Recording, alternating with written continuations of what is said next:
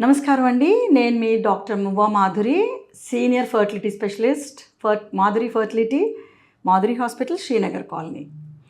So ఇవాళ మనం మాట్లాడుకోపోయేది అసలు ఇన్ఫర్టిలిటీ అంటే ఏంటి, ఎప్పుడు మనం సంతానలేమి అని అనుకోవాలి అంటే పెళ్ళైన కనీసం 1 సంవత్సరం పాటు భార్యాభర్త ఇద్దరు కలిసి ఉన్నప్పటికీ కూడా గర్భం దాల్చుకోకపోతే అప్పుడు మనం పేషెంట్కి ఇన్ఫర్టిలిటీ ప్రాబ్లం ఉంది, ఎవాల్యుయేషన్ అవసరం. ఎవాల్యుయేషన్ అంటే కేవలం ఏంటి ప్రాబ్లం అంటే బ్లడ్ టెస్ట్ల ద్వారా, స్కాన్స్ ద్వారా, హస్బెండ్కి వీర్య పరీక్ష ద్వారా, సీమెన్ అనాలిసిస్ అంటాం, చేయించుకోవడం అనేది ముఖ్యం. చాలామంది ఇదెందుకు ఇవాళ మాట్లాడుతున్నామంటే చాలామంది కపుల్స్ పెళ్ళైన 2 నెలలకే 3 నెలలకే వచ్చి అత్తగారు అంటున్నానో, మామగారు అంటున్నారనో, మదర్ ప్రెషర్ పెడుతున్నారనో ఫర్టిలిటీ ట్రీట్మెంట్స్ కోసం వస్తారు.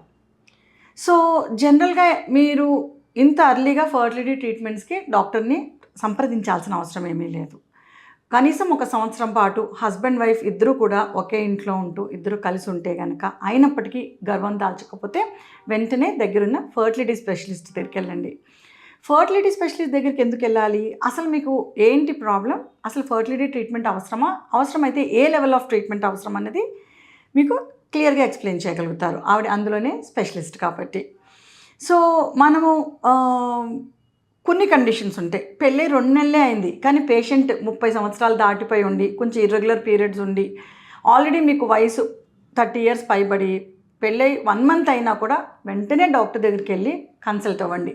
మేడం నాకు 30 years ప్లస్, మ్యారేజ్ అయ్యింది ఇప్పుడే, అయినప్పటికీ నన్ను కన్సీవ్ అవ్వడానికి ఏమైనా లోపం ఉందా అని ఎవాల్యుయేట్ చేయించుకోవడం బెటర్. నాకు ఇర్రెగ్యులర్ పీరియడ్స్ ఉన్నాయి, ఏమైనా ప్రీ విటమిన్స్ ఏమైనా అడ్వైజ్ చేస్తారా అని కన్సల్ట్ చేయండి. సో ఫర్టిలిటీ ప్రాబ్లం అనేది ఎందుకు వస్తుంది, ఎదర్ వైఫ్లో ప్రాబ్లం ఉండొచ్చు, హస్బెండ్లో ప్రాబ్లం ఉండొచ్చు, ఇద్దరిలోనూ ప్రాబ్లం ఉండొచ్చు. సో ఓన్లీ ఆడవాళ్ళే ఫర్టిలిటీకి పిల్లలు పుట్టకపోతే కారణం అని అనుకోకండి. 30% ఆడవారు కారణమైతే 30% మగవాళ్ళు కారణం పిల్లలు పుట్టకపోవడానికి, 30% ఇద్దరిలోనూ ప్రాబ్లం అనేది కనిపిస్తూ ఉంది. సో మనం ఇవాళ ఒకవేళ బేసిక్ అసలు పిల్లలు పుట్టకపోతే ఫస్ట్ మనం ఏం చేయాలి, పెళ్ళయింది 1 year అయింది, how do we go head అంటే ఇప్పుడు ఏం చేయాలి, మనం కన్సల్ట్ చేయాలా వద్దా అంటే డెఫినెట్గా 1 year దాటింది, మీరు కన్సీవ్ అవ్వలేదు, మీకు పిల్లలు వెంటనే కావాలనుకుంటున్నారు, వెంటనే డాక్టర్ దగ్గరికి వెళ్ళండి. They will do basic blood టెస్ట్లు చేస్తారు. ఏంటి, మీకు నెలసరి వచ్చిన 2వ రోజు హార్మోన్ టెస్ట్ చేస్తారు, 3వ రోజు కూడా చేస్తారు. 2వ రోజు కానీ 3వ రోజు కానీ మీరు బ్లడ్ టెస్ట్ ఇస్తే అసలు మీ హార్మోన్స్ బాగున్నాయా లేదా. హార్మోన్స్ ఎందుకు బాగుండాలి, హార్మోన్స్ బాగుంటేనే మనకు ప్రెగ్నెన్సీ వస్తుంది, హార్మోన్స్ బాగుంటేనే అండాశయంలో అండకణాలు రిలీజ్ అవుతాయి, ప్రెగ్నెన్సీ దాల్చడం అనేది జరుగుతుంది. సో హార్మోన్స్ బాగున్నాయా లేదా ఒక బేసిక్ అల్ట్రాసౌండ్ స్కానింగ్ చేస్తారు. గర్భాశయం బాగుందా అంటే గర్భసంచి బాగుందా, షేపు సైజు ఏమైనా గెడ్డలు ఉన్నాయా, ఎడినోమైసిస్ ఉందా అంటే వాపు ఉందా, లేదంటే గర్భసంచి లోపల పొర ఉండాల్సిన దానిక అధికంగా థిక్గా ఉందా, మందంగా ఉందా, లేదంటే అండకణాలు ఎలా ఉన్నాయి, అండాశయాలు ఎలా, ఓవరీస్ ఎలా ఉన్నాయి, అందులో అండకణాలు ఎలా ఉన్నాయి, వీటన్నిటి వల్ల మనకి ఏం తెలుస్తుంది, అసలు లేడీలో గర్భసంచి బాగుందా లేదా, అండాశయాలు ఉన్నాయా, అండాశయాలు ఉంటే వాటిలో అండకణాలు దండిగా ఉన్నాయా, తక్కువ ఉన్నాయా.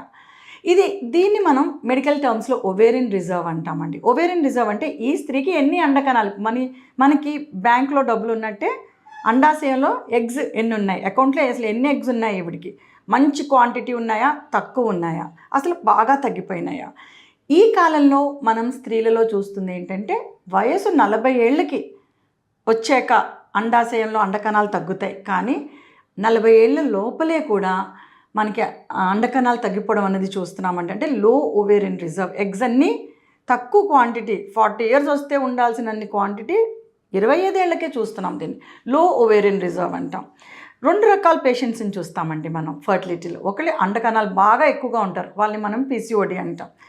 కొంతమంది చాలా తక్కువ, అది లో ఓవేరియన్ రిజర్వ్ అనమాట. అసలు మనం ఏ జాతికి చెందిన వాళ్ళం, ఎక్కువ ఎగ్స్ ఉన్న వాళ్ళమా, తక్కువ ఎగ్స్ ఉన్న వాళ్ళమా. ఎందుకంటే పిల్లలు పుట్టడానికి ట్రీట్మెంట్స్ ఇద్దరికి చాలా డిఫరెంట్. పీసీఓడి పేషెంట్స్కి చాలా డిఫరెంట్ ట్రీట్మెంట్.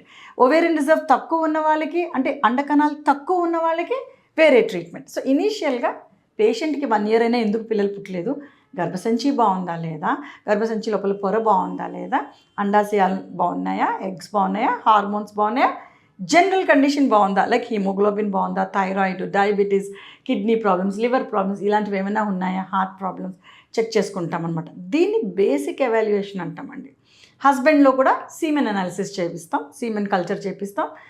వీటితోటి మనకి ఫస్ట్ లెవెల్ ఆఫ్ ఎవాల్యుయేషన్ అయిపోతుంది. అసలు ఇద్దరిలోనూ అన్నీ బాగున్నాయా, హార్మోన్స్ బాగున్నాయి, ఈవిడలోనూ ఎగ్స్ బాగున్నాయి, ఆయనలోనూ count, semen count, sperm counts బాగున్నాయి అని తెలుసుకుంటాం.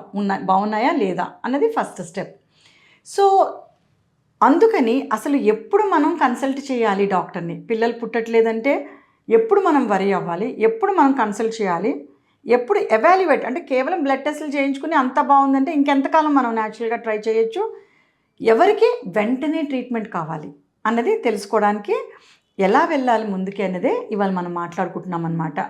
సో ఇప్పటివరకు మనం చెప్పుకున్నాం, పెళ్ళై 1 year అయినా మనకి పిల్లలు పుట్టలేదంటే వెంటనే డాక్టర్ దగ్గరికి వెళ్తాం, బేసిక్ బ్లడ్ టెస్టులు చేయించుకుంటాం, స్కానింగ్ చేయించుకుంటాం, హస్బెండ్ స్పర్మ్ కౌంట్ అంతా చూసుకుంటాం, అంతా బాగున్నాయి, patient is less than 30 years, you can try for another 6 months న్యాచురల్గా with simple prenatal vitamins like folic acid, calcium, vitamin D3, vitamin E. Vitamin E is a fertility vitamin.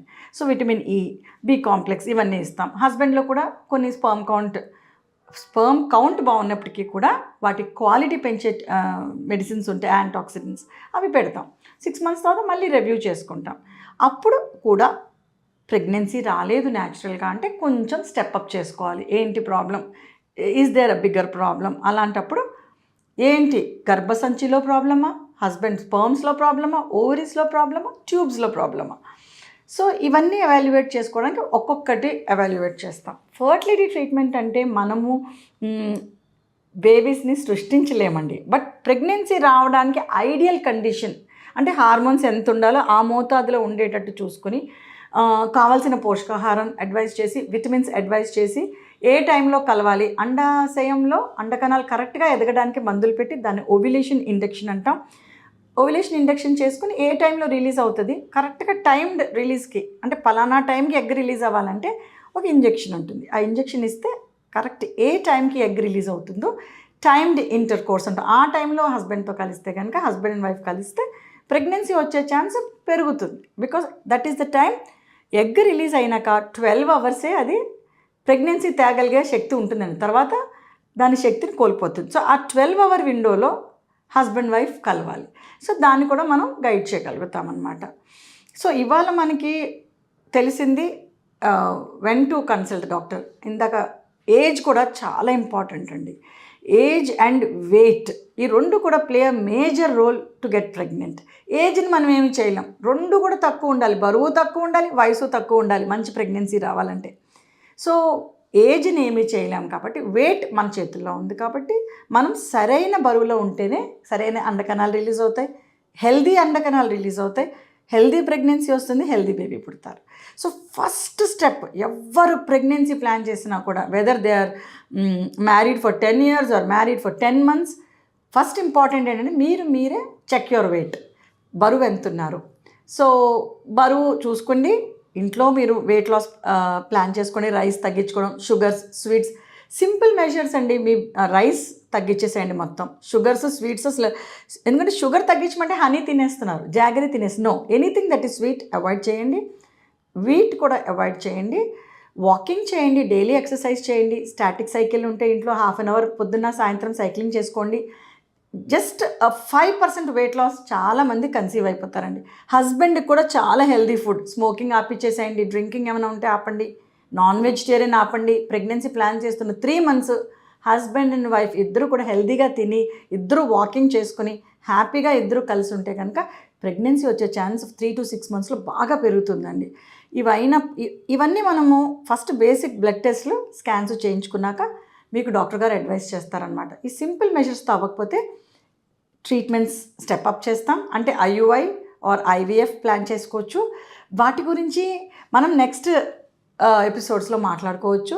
So ఇనీషియల్గా పిల్లలు పుట్టకపోతే మీరు more than 30 years అయితే ఎమ్మటే doctor దగ్గరికి వెళ్ళండి, irregular periods ఉన్న వెంటనే వెళ్ళండి and get your hormone profile and scan and semen analysis and plan your pregnancy well. Take prenatal vitamins also. Thank you very much.